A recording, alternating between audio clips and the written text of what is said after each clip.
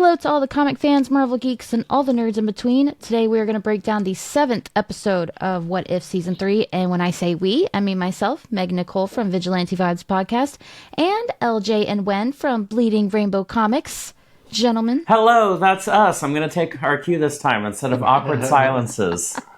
I'm LJ, this is Wen. If you don't know us by now, then you're not watching any of our videos or Megan's videos, so what are you doing with your life? It's true, but better late than never. I do recommend getting to know these guys because they're awesome.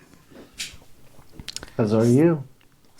That sounded so disingenuous. Megan is also very awesome. We're all very awesome. We're just very tired. But yes, it will be perked up with this episode because I actually really like this episode. Yeah. Yeah. So the 7th episode, titled What If the Watcher Disappeared?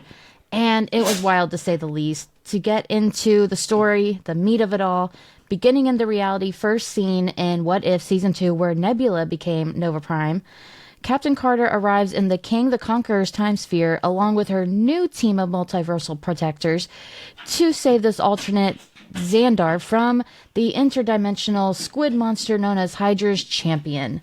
First seen in What If Season 1. Captain Carter's allies include Cahorty, Birdie the duck, Howard and Darcy's powerful daughter. We were all there for the birth, or egg, whatever it was. Storm, the goddess. I don't know what it was. It was a lot. I'm still a little confused about what I saw. It's a 2-stage process. I mean, like I've given birth before, and it was just like, that's not what I went through. But who am I to judge? And Storm, the goddess of thunder, and her mighty hammer, Mjolnir itself. After defeating Hydra's champion, shards from the observational plane fall from the sky, alerting the team that the Watcher is in trouble. The Eminence takes over the Watcher's narration, which was weird, confirming that he and his fellow Watchers are sworn to protect their order, not only to observe. As such, the Watcher's allies will pay their hearsay should they try to rescue him. Planning to access the observational plane located in the 5th dimension, the team of heroes repurpose the shards using the multiple pieces of the advanced tech to serve as a power source for their ship, as well as using Storm's divine power, but both attempts sadly fail. With one shard left, the team decides to find a variant of Infinity Ultron, the only being who successfully accessed the 5th dimension, one who obliterated his universe using the Infinity Stones, but never heard the Watcher's voice. Fearing that she could lose her friends, Peggy, just the Girl Scout of it all, faces Infinity Ultron alone, only to be captured by the Eminence. That's what you get, Peggy. Realizing what Peggy did, Cahorty, Storm, and Birdie confront and attack Ultron. They don't want that smoke, but they wanted that smoke. Who eventually explains what happened to Peggy and agrees to help them access the observational plane. That's a mouthful. Yeah, but there was no weird names this time, so I was perfectly fine. So. But they spell Birdie with a Y. We're getting fancy. What do we think of Birdie? I liked Birdie. I do too. Yeah. My only complaint about Birdie is she was born... No, we don't want to hear complaints. Birdie is now probably the top character in the MCU. Well, you like that actress that voices her anyway, so... I'm sure that has nothing to do with it.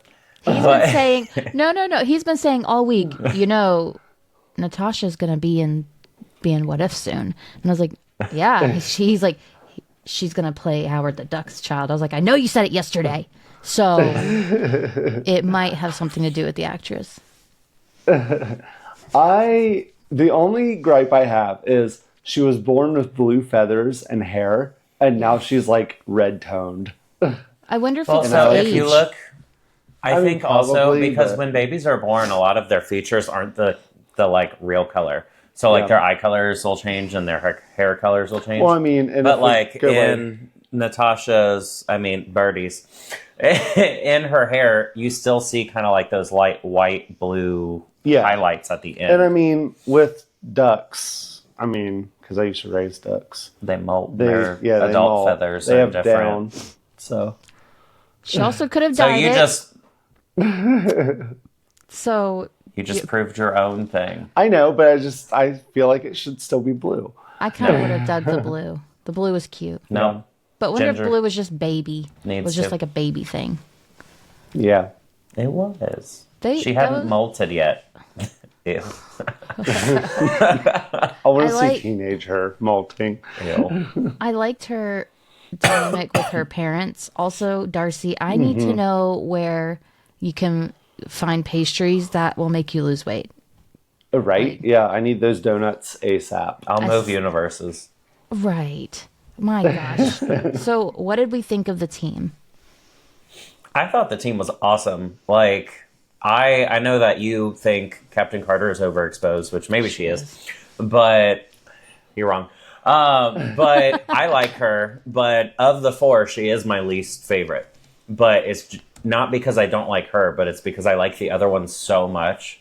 And I love Cohorty. I'm glad that she's back. I loved Birdie.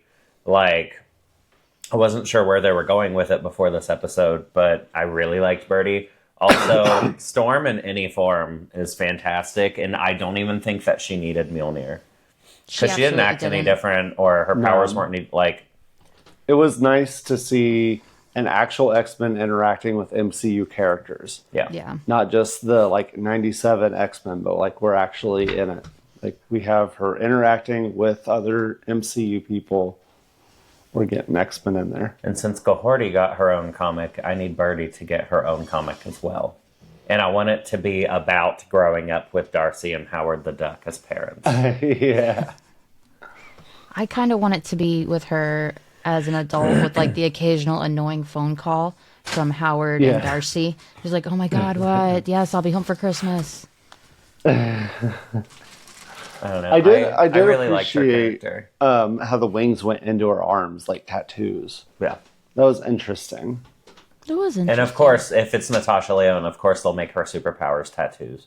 But I'm still trying to figure out what her real I'm so tired of just the laser coming out of people's foreheads. I know. She needed it. I thought the same thing when they were fighting Ultron. I was like, okay, I need to see something else. You have a pretty stacked team there. Let's get a little more creative, not like the whole Vision vibes where everyone's just shooting out their forehead. Yeah, Something I need actual power bases. Like Cohorty, she also just has a blast. Yeah. And I She's know got she does portals and I know stuff. she has portals, but I want designated specialty, I guess, and powers on what they can do. Yeah, I don't It's want not them just all to basic look like they're doing the blast. same. Yeah. It's all just blasts with different colors. I need it to do things. no, it did things to me. I liked it. It'd be cool if she had a healing factor, she could heal other people or something. Cohorty probably could. I don't know about Birdie. I think you're asking too much from a child of Howard the Duck and Darcy. I think that having her be super smart was a good idea. I did like that. Yeah, having her I be did. the group mechanic. Yeah, that made sense. She did very Darcy. much give vibes of the Mandalorian mechanic that Din Djarin goes to see. Oh, yeah. She reminded me a lot of her. And I wonder if that was the inspiration for that character. Let's do it, but make it Marvel. Do we think Natasha will be Birdie in the MCU because she is supposed to be in Fantastic Four? See, I don't hope know. so. I don't think so don't because think I don't so know either. how they would make it work. Maybe she's an offhanded character in the Fantastic Four universe and we just never see her again. But that would be sad. I would hope that if she's getting introduced into the MCU that she'd be a reoccurring character. I think that she's playing she should somebody be the else. face of the MCU, honestly. I think she's playing somebody else in the Fantastic Four, and they were just well, hey, we have her. We have her in the studio. voice Let's have her this do character. some lines. Yeah. Well, yeah, That's sad, though, because I really like Birdie. I do too. Marvel is known for double dipping. They have Hawkeye's wife. She plays Rocket the Raccoon's little love interest otter thing. Lila. Yeah, Lila. Yes. So they do that. Yeah. I mean, it's I don't smart. know, though, because they used her face. So that's what makes it different. I just don't think we're going to see her outside of this show anymore. I think this is it. other than maybe comic books or something if she does get popular. But I don't think they're going to bring her into the MCU. Could be other shows. Leone or Birdie? Birdie. Could be other shows. I mean, you have Marvel Zombies, all these other random shows coming up. Yeah. Yeah, but I think she'll stay in animation. I don't think they'll use her for that character in the MCU. I mean, maybe she'll be the mechanic for the Fantastic Four car. She'll like. We know. Pushing. We're all pushing for you. But let's be honest. She's in the movie regardless. This probably means we're getting a comic about her soon because they did the same thing with Cohorty, which I like. So if there's enough interest for her, if there's enough interest, I don't see her getting her own, but I see her being incorporated into another story. And I like Howard the Duck, so I'm all for.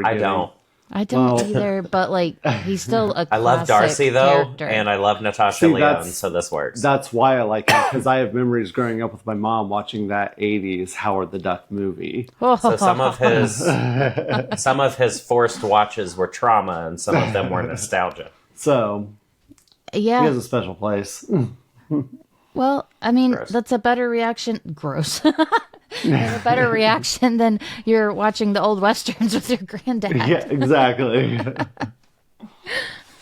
But no, I would love to see more of her. I'm glad that this episode is a two-parter like we thought. That means that all of these characters in this scenario is going to keep going. It's actually what I like most about this episode is that it felt the most relevant to the show. And that we were going somewhere, and I liked all the characters, and we got to spend time with the characters. We got to see their personalities shine through. I felt like I got some quality time. I wish we had gotten a little bit of this more through the other episodes too. Like, I know we kind of got it with Howard. What if Darcy married Howard? That episode, because we got Birdie. But like in the other seasons, it seemed like there was more like little Easter eggs to leading up to the big story, I guess, in the other seasons. And this one is just, it kind of feels like the last couple episodes. Like, oh, this is what's going on. It seems to be more tying back with the other seasons as opposed to the other episodes within the same season. Yeah. Plus Birdie. And if that's all we got from it, then that's okay. That's okay. For me, this one felt less like What If and more storyline driven to the watcher, which there's two really random things about What If is that you have a what if scenario. What if this happened? What if that happened? And then you have... There's this like underlying main storyline that involves the watcher. And I feel like this was a part of that. Which is great. 100%. Totally cool. But the first episode of the season was neither of those. So I think that's where there's no through line of all of the episodes of one little thing for the bigger story of it. They took the micro stories and the big story and like separated them completely this season as opposed to the other seasons where they, like you said, threaded it through. Yeah. Which maybe that's why I like this episode, because I was already invested in this story. Mm-hmm. And so I was like, oh, something familiar. And the other things, they very much felt like after 20 minutes, they weren't relevant anymore. I think now we can move on to the next. And now we could move on to the next episode and kind of forget about the previous episode. Yeah, I think just having that little bit of through line with all the episodes, though, gives purpose to why are we visiting these what if stories. Yeah. So. Agreed. Holy crap. I agree with that completely. That's what the writer's room wanted to write. It's like they just make a bunch and they're like, okay, guys, who likes this episode? Raise your hand. And there's just always the oddballs that are like, you know, I'm into the kaiju thing. You're like, just shut the fuck up. Get out. But I loved seeing Storm. There's been some interesting things in, not the news, it's not that big of a deal, but online about the director saying that he was kind of pissed because he didn't know that Marvel Studios had the rights to the X-Men characters, or he would have put Wolverine. How is that true if you have Storm? Right. How is that true if they made X-Men 97? How is it true? Oh, my phone. Yeah, I don't... Well, the thing specifically said Hugh Jackman's Wolverine, so maybe that was the hang-up. Like, he didn't want any Wolverine, he wanted Hugh Jackman's Wolverine. Well, then he said something else, saying he would have put more mutants in it, in a different quote, because he said he would have added more if he knew they had the rights, but he didn't know. And it's like, how did you not know, though? Storm. Yeah. Maybe he just asked about Storm, and he was like, I know we're making X-Men 97. Can I just use Storm? Is that allowed? Maybe he didn't really ask past that. I don't know. Well, if you also look in this episode, you'll see that you could see Scarlet Witch, you could see Wolverine, you could see Rogue, all in the little foosball players. So it's like, okay, you knew something, buddy. Like, I've been sitting on this. It could also have been.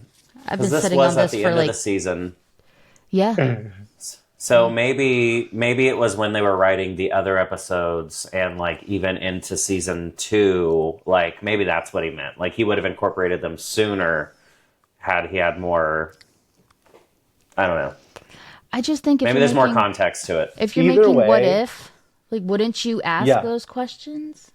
Yeah, like that's what I was about to say. Oh, okay, like, sorry. Okay, if I am making an MCU thing or a Marvel thing at all, I'm going to go directly to like Feige and be like, all right, what can I play with? Like, give me everybody you can give me, just so I know who I'm working with. And the question is, how do we make Natasha Lyonne and a Marvel character with the characters that we have to play with? I do have a question for you, Megan. Yeah. How do you feel? Because they've been leaning into Storm being more of like a witch lately in like the comics, and like with this, it was more witchy vibes, I guess.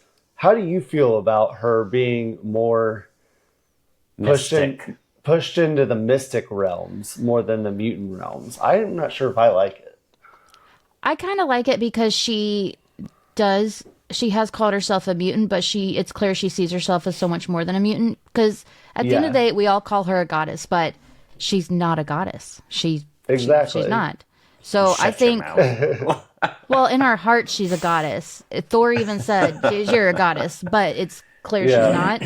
So I think her wearing many hats is important for her character.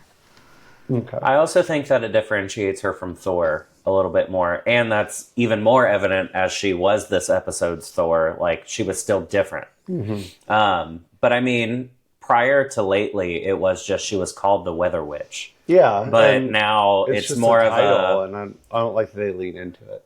I do, because I don't know. There's always been something mystical about her power, but it's just never really been defined other than controlling elements. Well, she has always been able to connect with nature, be one with the feeling. Like, she can feel the breeze, she can feel everything, which is very, very witch-like. So it makes Green sense. Witch.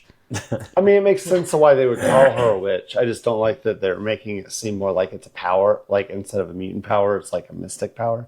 Well, I think for this episode, I actually think that was more of the Thor side of her. Yeah. I don't think that it was the Storm side, because she was calling on, oh my God. First, she was calling on like All Father, All Mother, Yggdrasil, all of that good. Like, she was calling the Thor places. She wasn't calling, I don't know, thunder, lightning, help me do this. She was very much, and Thor's like the tree of Yggdrasil. Like, that is magic. I get it. And so I think that she was channeling the Norse magic and not her mutant ability. But I will say, in X-Men 97, there was some time where they were pushing a witchy vibe for her because she didn't have that mutant ability. So I think they're like, we can't make her just Storm. It's like, first of all, she'll never be just Storm. Calm down. Right. So I see what Wen is saying. Respect on it. Right. As in, you need just Storm. That's all you need. Yeah. But no, I loved how extra she was in this episode, and I really love how, even though we're trying to modernize these characters and bring them into a more realistic setting in the realistic setting, that her over-the-top extra-ness, I love that they're not shying away from it. They seem to be leaning into it, and that's what I need from Storm. Yeah, and because my biggest worry about Storm is that they're going to, like, desaturate her and make her not as, like, stoic. And... Oh, yeah, when she's live action, she better bring it just as extra as she does in these cartoons. Well, maybe that's how they're explaining why she talks how she talks. Yeah. They're like, it's like a witchy command. Pulling that drag queen. Yes, and I I don't know. I really hope that they don't veer away from it because that is part of Storm. She is extra as hell. She is over the top. She absolutely is. And, like, you know, props to Halle Berry for doing what she could, but that wasn't Storm. Yeah. Like, that was... No like props to her. She gave up on the accent immediately. I don't even know if she was given an accent. I don't know if she knew who Storm was. She tried it in the first episode, or in the first movie, and then after that, she was like, I'm just not Hallie. trying to do that accent anymore. Yeah, just Storm, just living my life. Hashtag blessed. Yeah, I hate that. I hated that. God. But I thought this was a good episode. Freaking Peggy was like, I'm going to go put myself in danger for the good of my friends. I could just ask them for help. It'd probably be a lot easier, but no, I'm going to go do it myself. It's very Steve Rogers. And fail. And fail. And It's like, dude, I will say I liked the Watcher's powers. It looked very Sunspot from X-Men. Yes. Yeah. Yeah, I did like like that. It has a name, that black bubble style. I forget it's who invented it, but it was an old. I did. It's an old comic book it's artist, the LJ. and it's named after him. But I forget the name. Ditko? I don't know. I didn't know it had a name. Stuff kind of looks like that. Yeah, it does. It actually has a name. That style. I call it negative energy bubbles. I mean, that's what they are. Yeah. I just say Sunspot. But I liked it. Everyone I knows. also...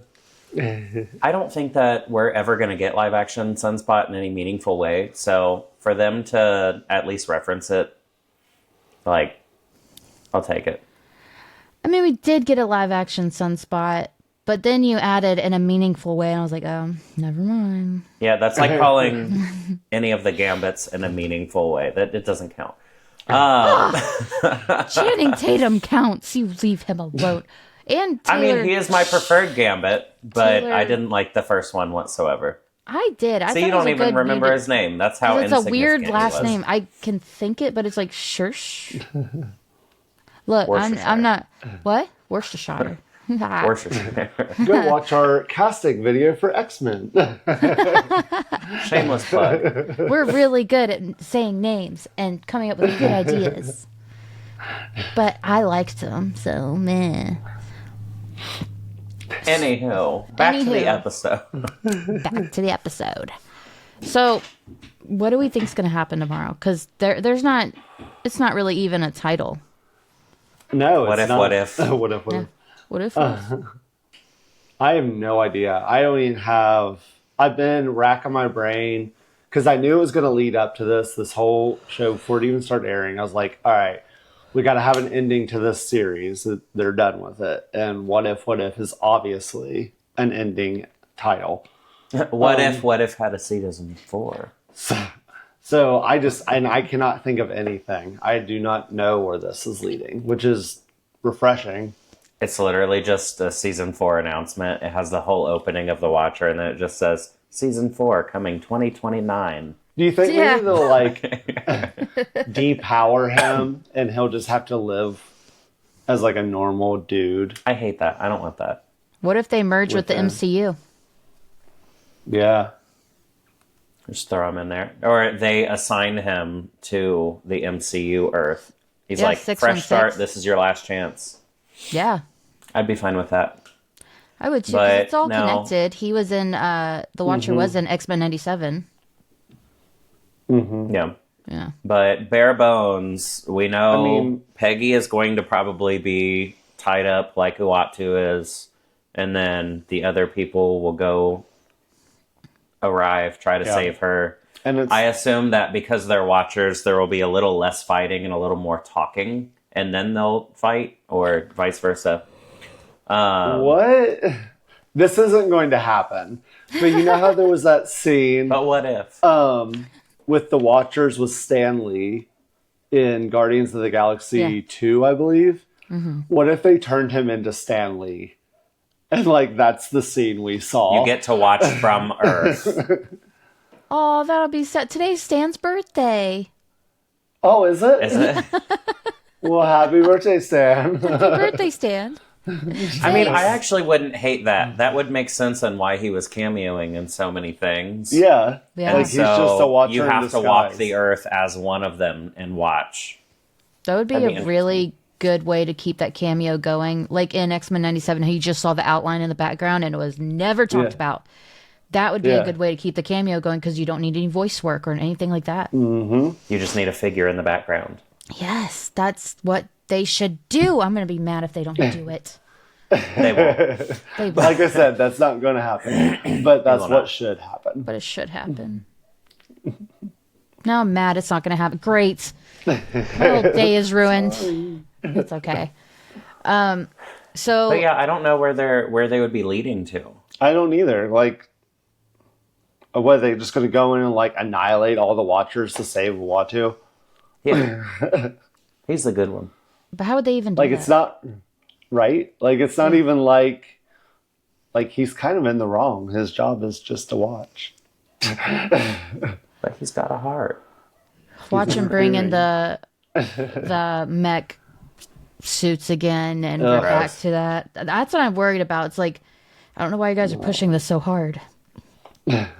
Ooh, they send Uatu to just go work at the TVA. He's like, if you like to interfere so much, you can just prune timelines. I mean, I would appreciate him in the new TVA comic book. So... Which I still haven't started. I need It's to. so we good. have it. It's literally in my is. eyesight. It's behind our laptop. It's so good. It's phenomenal. Yeah, I loved it. I even wrote into Marvel as, like, this needs to be an ongoing thing. It's like, you Yeah, had me at and the issue girl 1. who wrote it was her first comic she wrote. Yeah, it's crazy. Well, it's good we're getting new comic talent because the comic industry ain't doing too hot right now. It's nice, and it's the usual comic talent is kind of aging. So it's like, let's bring some new blood in here. But anyways, we talked about Storm, we talked about Birdie, we talked about Cohorty? Yes. Yeah. Yes, A and little bit. Vaguely. Yeah. Captain They Carter. didn't do much with her this episode other than her portals, but But I thought we got way more than I thought we would get. I was afraid it would just be Yes. like a Moon Knight in the first episode kind of thing. That's what I was worried about. well, she's This coming was- back for the next episode. Yeah, she had some action. The Lord. But this was actually one of the shorter episodes of the season. How long do we think tomorrow's is going to be? 2 hours. Listen, guys. I mean, it if would it's be at 2 nice hours, if it was like... if it's at 2 hours, I'm not recording at 10. I'll tell you that right now. No, I think they're going to keep it around a half hour. I think that if they were going to do a long episode for the finale, they would have just looped this episode into the finale if they weren't worried about the time. Or maybe that's why the last episode is longer. And they didn't do a 2-episode finale. Because they don't want you to know it's a 2-parter. But it says to be continued. But like maybe this last episode is longer, and that's why it isn't a 2-episode finale. in the you same have day. to see, they're not giving you any description of the episode, nothing before it drops. No. Like, you only get the name. So if you got the time and you saw this episode was 40-something minutes, you're like, okay, 2-parter episode. Because they are stupidly secret about What If, which is like, I'm sorry, this season did not have the audacity or anything. Well, the audacity of them to have this season be such a secret when it's like, this is your least strong season, I think. Yeah. Well, not only that, but like, okay, so you can keep secrets. So why is there always... Well, it's a lot easier to keep animated secrets than... Because most of the leaks are from people sniping into shooting, like live action. Well, that and the voice actors usually don't know what's going on. Like, I keep bringing up X-Men You don't get 97, every but page it's of like, the script. but like it's the most recent thing. The voice actors had no idea the scene. They didn't know who they were in scene with. They didn't know what they were saying to any of it. So they're like, you just kind of had a guess, and you were right.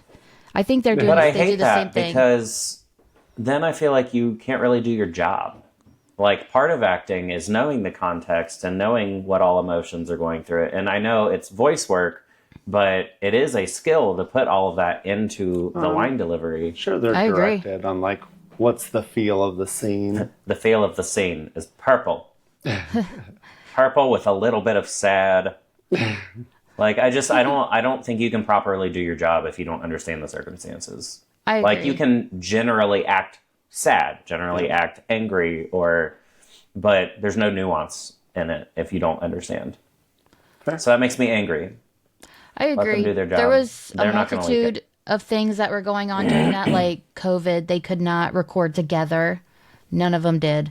And then you have Marvel's so crazy on keeping secrets, which, like, they've been burned pretty badly before, but it was to the point, like, the actors didn't even know they were auditioning for X-Men. They didn't know until they got the role, and then sometime after, they didn't know. And with this, they didn't want people to know who was on the team, who was in the show, what cameos would happen, none of that. And it's like, there had to be a better way to do it, though, because, like, you're putting people in a weird position. Yeah. Yeah. Anywho, what do we give this episode? You can go first since you went first yesterday, I think. 8.5. 8.5. That's a good one. That's a lot higher than your negative 100 yesterday. It was 4.5 yesterday. Well, a few points. In a shock, I'm actually going to go to a 9. Okay. All right, that's good. I'd say 9. Megan's going to go 2. 1. It was going to be 2, but I realized I do that too much. So 9.1. Okay. That's a strong episode, it looks like, fellas. Now let's see if they can deliver it. It was a good setup. I'm a little nervous. I'm not going to lie to you guys. Sticking the landing is really, really difficult, especially for an animated show, but also for a Marvel animated show. And especially Listen, for Megan, a season you have to trust hasn't... Natasha. She knows what she's doing. She won't let you down. This freaking guy said earlier in this episode, it's not about the actor. She will stick the landing, though. We've talked about her more than we talked about Storm, Captain Carter. She deserves it. She's the official mascot of this episode. Mm-hmm. That's all I wanted from this season, to be honest. We can just discard the rest now. So that's our episode. Stick around for tomorrow as we review the last episode, and then keep an eye out for when we go live to discuss the whole season. Wherever you're watching or listening to this episode, please be sure to click that subscribe button so you don't miss any of our reviews or all the exciting content in between. Wen, LJ, where can we find you? You can find us primarily on YouTube and Facebook. Just give a search for Bleeding Rainbow Comics, or go to anything Vigilante Vibes. We're tagged in like every post that we take place in. So click us from there, send us a message, say hi, tell us we're doing great, and that Wendell's a handsome boy. But yeah. And you can find me everywhere by searching Vigilante Vibes Podcast, or to make it easy, you can just check my website, VigilanteVibes.com. Thank you for tuning in. See you tomorrow. Have a marvelous day. Bye.